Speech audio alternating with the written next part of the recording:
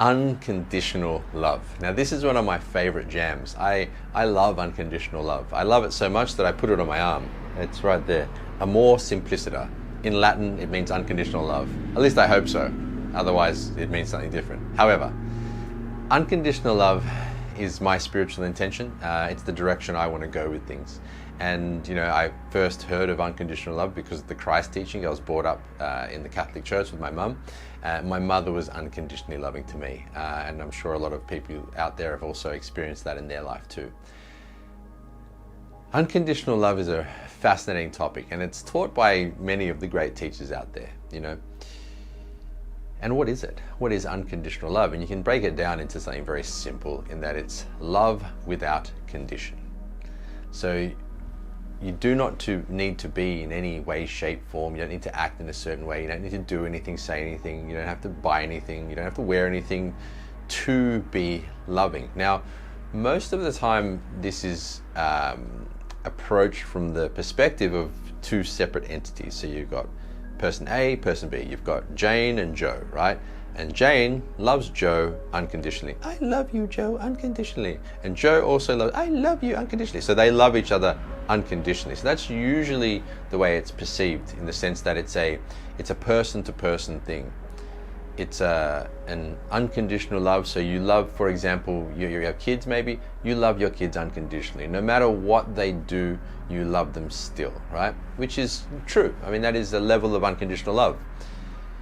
And why is this actually an important topic? Unconditional love, is like unconditional life. It's like not putting any conditions on yourself to live into your own power, to live into a lovingness. Now, when we take this topic a little further, which I think you guys might find interesting,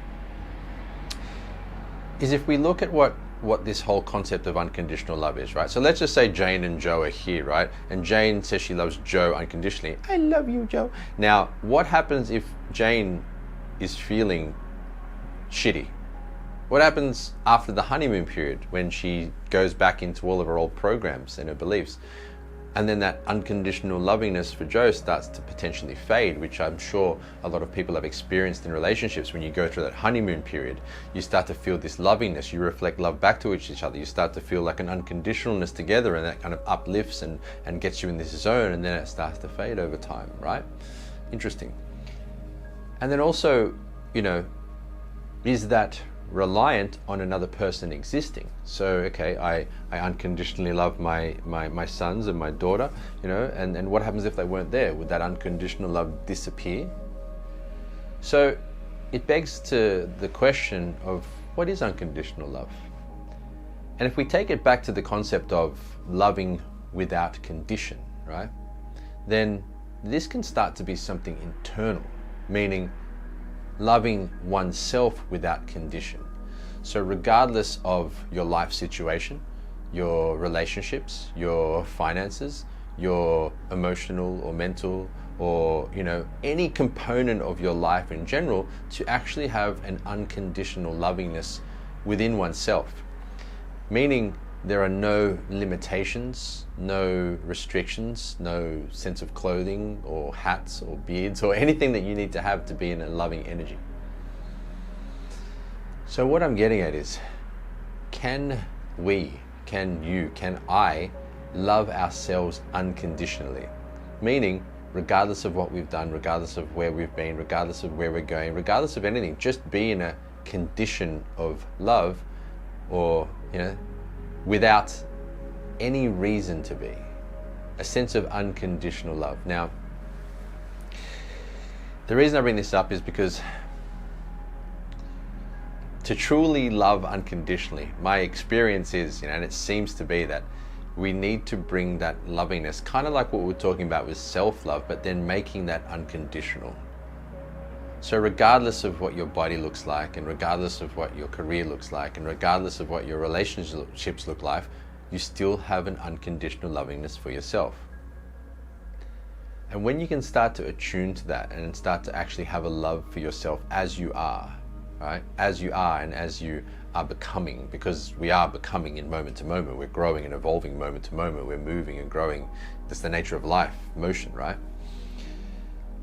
Bringing that unconditional lovingness into yourself then facilitates unconditional lovingness to others, because how can you give what you do not have?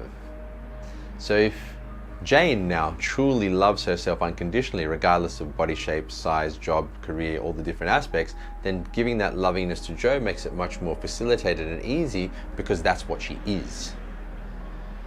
She is that frequency of unconditional love. So what I'm getting at is that bringing yourself into alignment with this quality of our nature, because most of us have had the experience of a lovingness without reason for someone or something, an experience or a pet or a person. You know, you look at an interesting side note is dogs and cats. A dog's wagging its tail and a cat's purr calibrates at 500, 540, around the level of love and unconditional love. So you can, like for example, you know, if anyone's had a dog here, you know, your dog, no matter what, will always come home, you'll come home and always be wagging its tail. You can even smack your dog and then it comes back to you later wagging its tail, wanting to see you.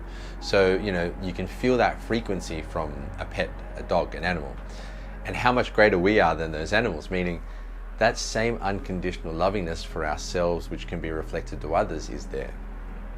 So, self-love, forgiveness, and unconditional love are all kind of unified under the same banner of lovingness, or love itself.